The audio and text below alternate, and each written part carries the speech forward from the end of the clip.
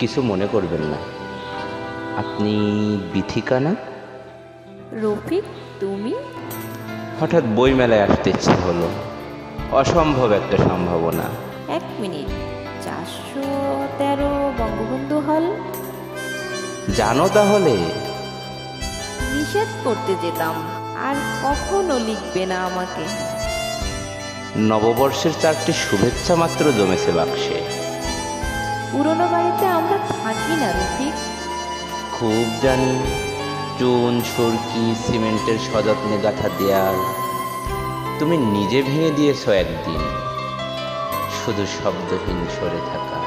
পুরনো বাড়িতে যাওয়া উচিত হয়নি তোমার। অন্তর্গত অসুখের ফুল্ল হাসি বিথি ফুৎকারে উড়িয়ে দেওয়া যায় না। সে দেখে উনি দাঁড়িয়ে আছেন। শরীরের একই হাল হয়েছে তোমার। অনিদ্রা অসুখী, তাছাড়া কবিতা লিখো না আর? ইচ্ছে করে না।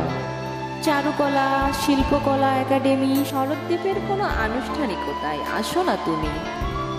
খেতে ঘুমোতে এখনো একই রকম আপত্তি।